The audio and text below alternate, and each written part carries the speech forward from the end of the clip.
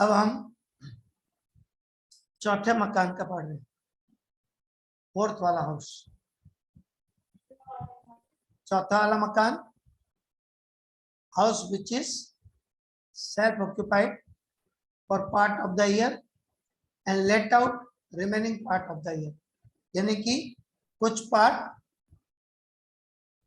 साल भर में, self occupied part of the year यानी कि साल में कुछ महीने खुद रहे और कुछ महीना किराए में दे दिए। अब आपका कोई मकान है, आप 8 महीना खुद रहे, अब आपका कहीं ट्रांसफर हो गया, आप बाहर चले गए और बाकी पीरियड के लिए उसको किराए में दे दिया। तो ऐसे मकान का वैल्यूएशन कैसे करेंगे वो बता रहे हैं अभी। इस साल में कुछ महीने खुद रहे और कुछ महीने किराए में,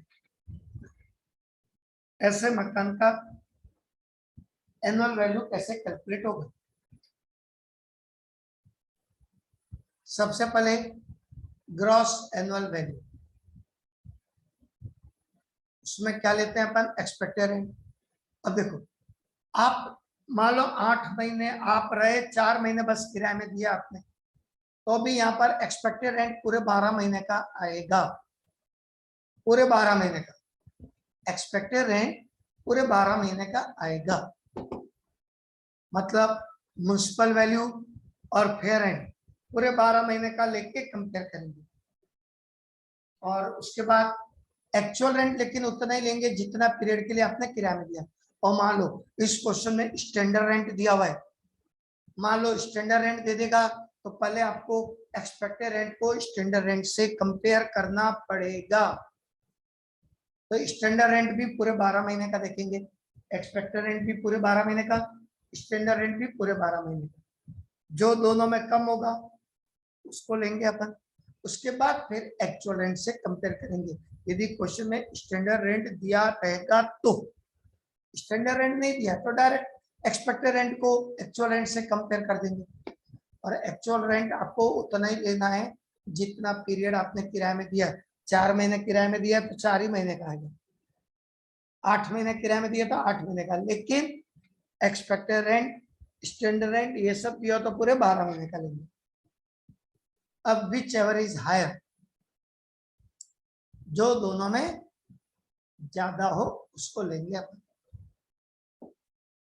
उसके बाद म्युनिसिपल टैक्स भी पूरा माइनस होगा भाई। ऊपर में जब आप ये सब 12 महीने का लिए हो एक्सपेक्टेड रेंट वगैरह, तो ये भी पूरा माइनस होगा 12 महीने का म्युनिसिपल टैक्स। ऐसा नहीं कि 4 महीने किराए में दिए तो 4 महीने का ही माइनस करेंगे, ऐसा नहीं,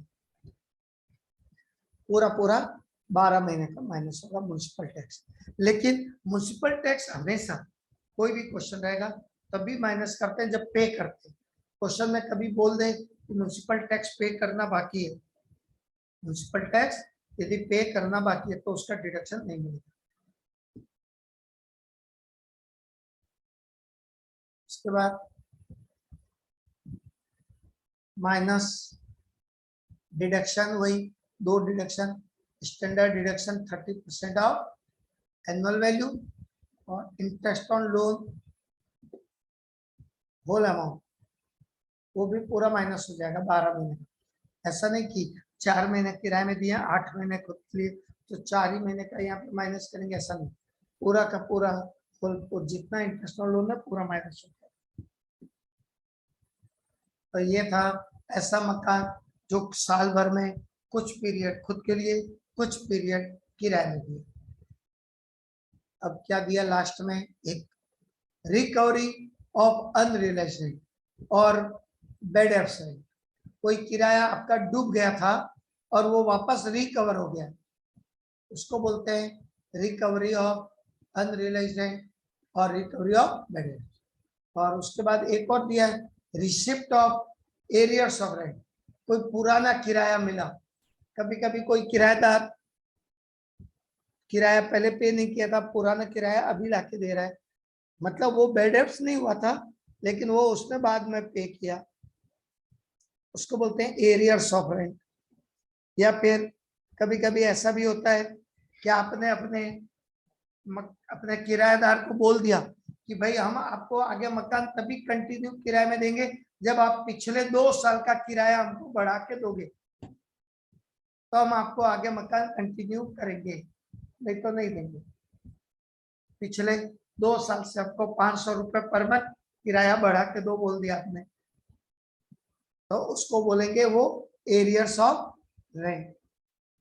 जैसे कभी आप लोगों को एरियर्स ऑफ सैलरी मिलता है कि नहीं, कभी कभी होता है ना कि भाई आपको इंक्रीमेंट पिछले 2 साल से मिलेगा तो एरियर्स ऑफ सैलरी मिलती है, वैसे ये एरियर्स ऑफ रेंट भी हो सकता है कि पिछले साल से बढ़ा के ले रहे हैं आप अपना रेंट। तो ये सब यदि क्वेश्चन में दिया हुआ है, बेड एब्स का रिकवरी, जो किराया डूब गया था और आप उसको बेड एब्स मानकर अपना माइनस कर लिए, डिडक्शन ले लिए, इसका डिडक्शन मिलता है ना जब किराया डूब जाता है। तो ये अपन पढ़े थे ना, देखो अपने नोट्स में, ये यहाँ पे देखो, ये बेड एब्स रेंट की किराया जब डूब जाता है तो इसकी डिडक्शन मिलती है। तो जब किराया डूब गया था तो आपने डिडक्शन ले ली, जब किराया डूबा तो आपने डिडक्शन ले ली और वो किराया आपका बाद में वापस रियलाइज हो गया, बाद में वसूल हो गया, तब क्या करेंगे? तो उसी चीज का ये लिखा हुआ है कि रिकवरी ऑफ अनरियलाइज्ड रेंट और बेड एब्स रेंट, कि वो किराया हमारा वापस वसूल हो गया या कोई आपको एरियर्स मिला है, तो यहाँ पे लिखा हुआ है, ये देखिए,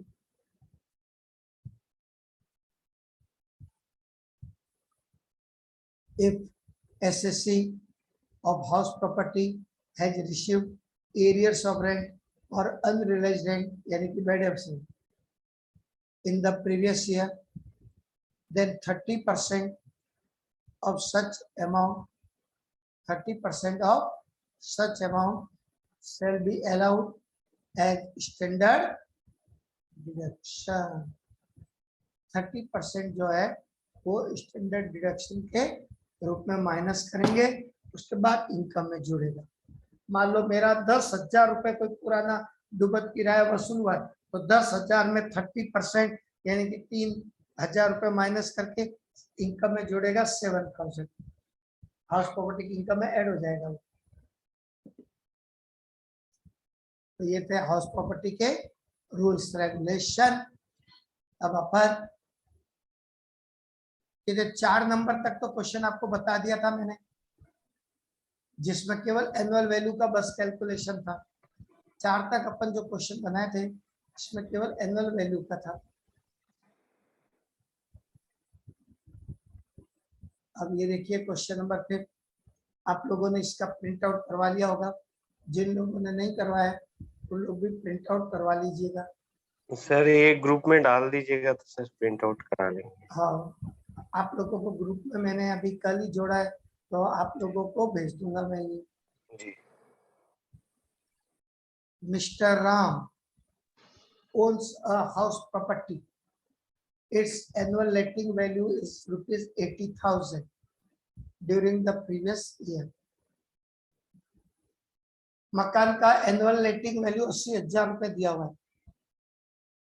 It was let out to a tenant on a monthly rent of ₹7,000, मतलब 7,000 रुपए महीना किराए में दिया है और उसका एनुअल लेटिंग वैल्यू बनता है 80,000, मतलब वो फेयर रेंट हो गया 80,000 फेयर रेंट हो गया। 7,000 रुपए पर मंथ एक्चुअल रेंट, यानी 12 महीने का 84 हो जाएगा। 7,000 into 12। He claimed the following expenses, क्या क्या खर्चे उसने क्लेम किए? Municipal tax paid, expenses for recovery of rent, मकान का किराया उसने रिकवर किया, उसमें खर्चा किया, इसका कोई डिडक्शन बताया क्या आपको? इसकी कोई डिडक्शन मिलती है क्या? नहीं मिलती है। अपने नोट्स में कहीं भी लिखा है ऐसा? केवल म्युनिसिपल टैक्स का डिडक्शन मिलता है, स्टैंडर्ड डिडक्शन और इंटरेस्ट ऑन लोन, बाकी और ऐसा कोई डिडक्शन नहीं मिलता है कि हमने कोई मकान का किराया वसूल किया उसमें आपका खर्चा हुआ, उसका कोई डिडक्शन नहीं मिलता। आपने मकान का कोई इंश्योरेंस करवा के रखा है, उसका प्रीमियम पे किए तो उसका भी कोई डिडक्शन, तो बाकी कोई डिडक्शन नहीं मिलती है। जो अपने नोट्स में दिया उसके अलावा maintenance allowance paid to the step mother, सौतेली माँ को मेंटेनेंस अलाउंस पे किए कितना 12,000 रुपए एनुअली। सौतेली माँ को 12,000 रुपए एनुअली पे किया इन्होंने मेंटेनेंस खर्चा। क्या लिखा है which was charge on the property according to his father's will.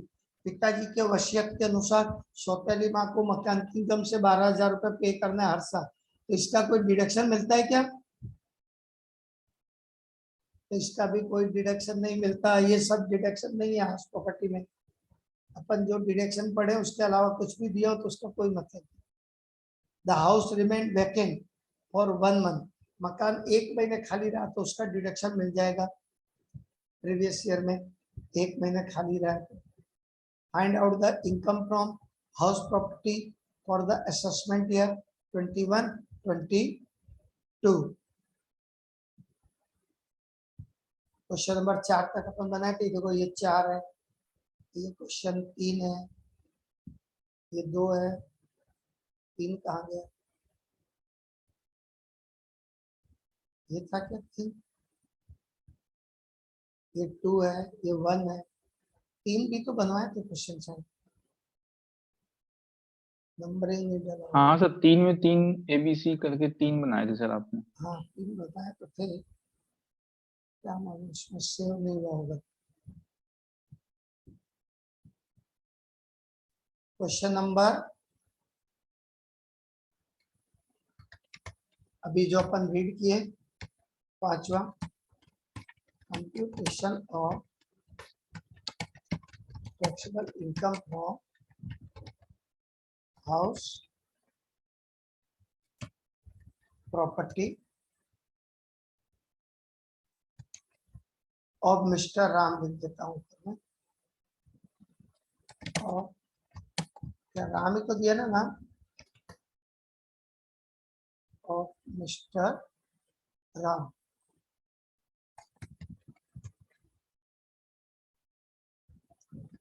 For the assessment year 2021-22।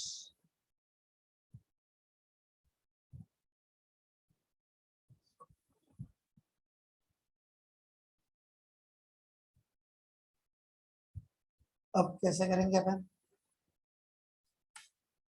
सबसे पहले gross annual value, gross annual value के लिए सबसे पहले एक्सपेक्टेड रेंट, और एक्सपेक्टेड रेंट किसको बोलते हैं? म्युनिसिपल वैल्यू और फेयर रेंट, जो दोनों में ज्यादा है। तो इस क्वेश्चन में तो एक ही बस दिया है एनुअल रेटिंग वैल्यू 80,000 रुपए, तो वही एक्सपेक्टेड रेंट हो जाएगा। तो ये एक्सपेक्टेड रेंट पहले हम लिख दिए बाहर 80,000 रुपये।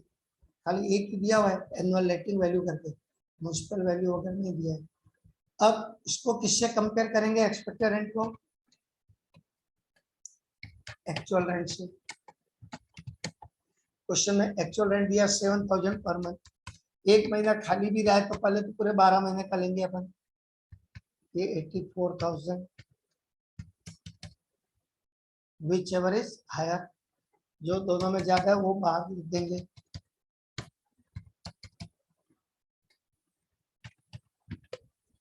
विच एवर इज हायर यहाँ लिख देना चाहिए, which ever is higher.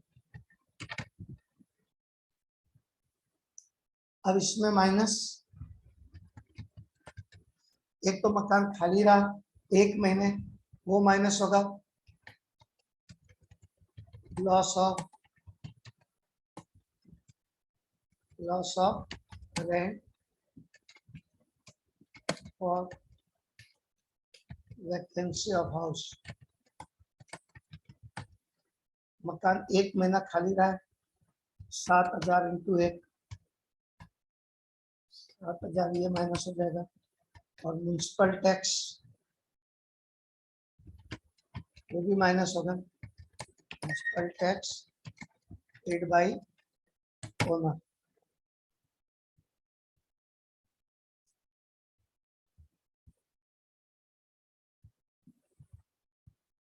Municipal tax कितना पे किए मकान का, ये ऊपर में दिया देखो 8,000 रुपए,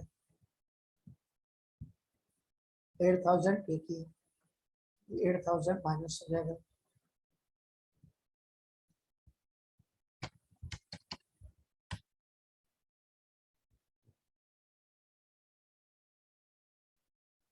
कितना आ जाएगा एनुअल वैल्यू, इसको माइनस कर देंगे तो 69,000।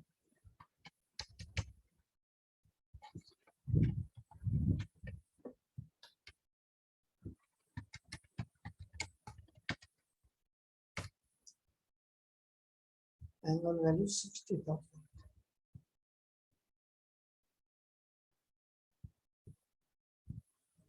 इसके बाद दो डिडक्शन मिलती है, एक तो इंटरेस्ट ऑन लोन की और एक standard deduction. Interest on loan तो क्वेश्चन में दिया नहीं है, minus standard deduction under section 24A, और इंटरेस्ट ऑन लोन का होता है 24B। तो ये कितना मिलता है 30% of annual value. Annual value का 30%, 69,000 का 30% कितना हो जाएगा,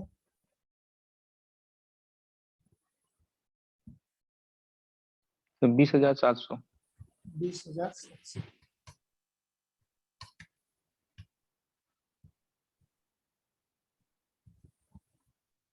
अड़तालीस 48,300।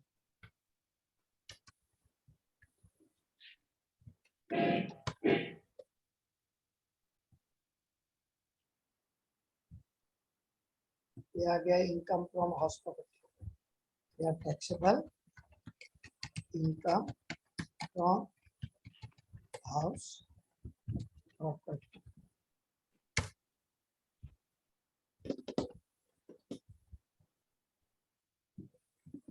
हो गया, नोट कर लिए, नहीं तो स्क्रीनशॉट कीजिएगा, यदि नोट नहीं किए होंगे तो फिर उसको कॉपी में नोट कर लीजिएगा। कॉपी में तो पूरा आपका नोट होना ही चाहिए, अभी नहीं कर पाए हो तो स्क्रीनशॉट लेके बाद में भी नोट कर सकते हैं, और अभी नोट कर लिया तो अच्छी बात है।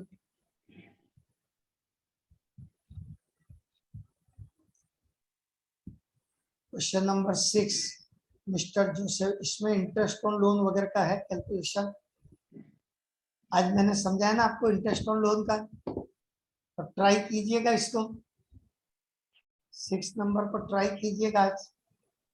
Yes sir.